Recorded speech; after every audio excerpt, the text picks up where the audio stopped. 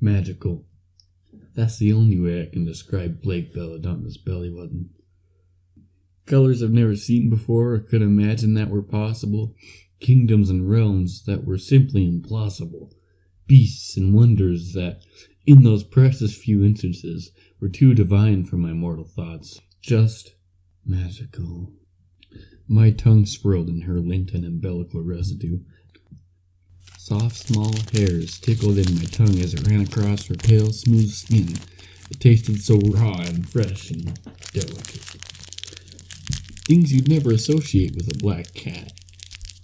It started as a joke. I recently learned what a raspberry is. When you blow someone's belly button, it's supposed to induce a tickling sensation. She was sitting alone in the library, comfortable reading a book, when my devilish side took over. I just wanted to play a harmless prank. She has good reflexes, but my instincts were better. And when my mouth connected to her belly button, oh my, every nerve electrified.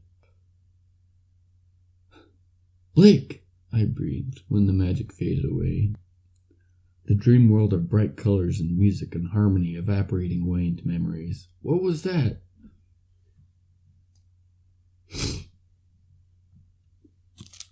Maybe it was fear I saw in her eyes, or maybe surprise, and shock, and confusion. Regardless, she would tell me later my eyes were full of lust. Whatever it was, I had to experience it again. So in the middle of class, we seated next to each other. Rather, I seated next to her, since she had taken the habit of avoiding me since the incident. I slipped my hand onto her thigh and worked my way upwards.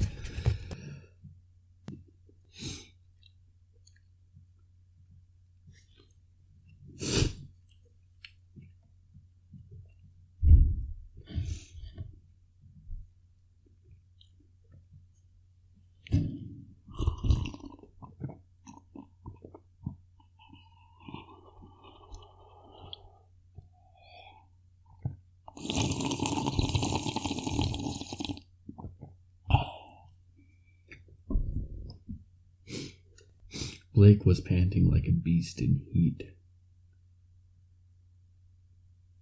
My hand gently grazed her undergarments before undoing a single button. I was in.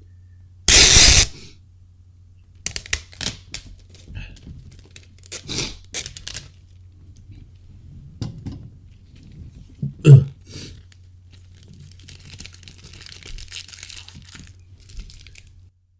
They say sometimes you feel like a cat was in your shirt. Well, this time I was the hand in the cat's shirt. It's funny, I promise.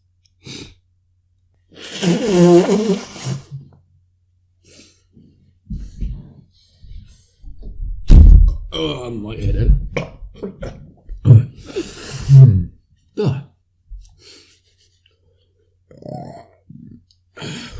Okay. Let's do this.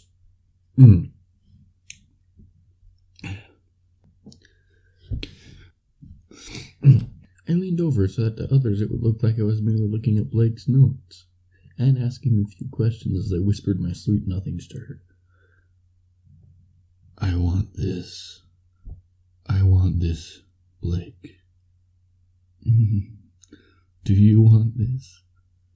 Blake never denied me, so I never stopped. She covered her mouth and did her best not to make any sounds. A few whimpers and a bright red blush escaped her hands, though. That's fine, nobody's awake in class anyways. I nibbled on Blake's soft, pulpy ear. Ugh. Pulpy. The wording is so bad. Let me have it. Let me have it, Blake. I want to taste your belly button. I think it was then I thought perhaps I had an addiction, or rather, Blake was an awfully willing supplier. Working my finger into her belly button, I felt soft mush. Withdrawing my finger, I sucked it and was immediately choked by the stench of concentrated sweat and skin cells. It was Blake's belly button, and the smell was glued to my fingers. Blake looked at it. Her mouth said something of disgust to me. Anything from her could truly never be disgusting. So I ate it. So I ate it. I ate Blake's belly button, and with a smack of lips I finished the tiny morsel in an instant, and by the heavens above, there were talking cats and castles and princesses and damsels and knights and tournaments and a world that connected east and west. It was full of beasts and demons, but also hope and light, a magical world full of love and ninjas. I was the greatest warrior of this dream realm. For it felt like an eternity, I feasted and drank to my heart's content on the brightly colorful realm. For it felt like an eternity, I feasted and drank to my heart's content in the brightly colorful realm. Every wound, every cut, every injury was gone in an instant as my body became loose and weightless. Chocolate. For it felt like an eternity, I feasted and drank and fought to my heart's content in the brightly colorful realm. Every wound, every cut, every injury was gone in an instant as my body became loose and weightless. But of all the citizens in this world whose names I could barely remember and faces left so distorted, there was one I could distinctly remember. Princess Blake. She. Her. Oh, my princess. Pyrrha, you're sweating. Are you okay? Jean's voice broke my dreams. He placed a cool hand on my forehead. Holy cow, you're burning up. Come on, I'll take you to the infirmary. Oh, thanks, John, I muttered. It's fine, came a soft voice. I'll take her. It was Blake's. Soon we were walking down the hallways, my weight leaning against hers. Nobody thought it was strange since I was visibly weakened and coughing every now and then. That belly button was strong stuff. Did it taste good? Huh? Blake had asked me a question. Did it taste good? She repeated. It was magical, I said with a smile. Naturally, the nurse had taken the day off, and nobody was in the infirmary. Taking a bed, I thought I'd take a short nap. Blake closed the infirmary curtain around my bed. What did you see? Huh? What did I see? Blake's voice quivered.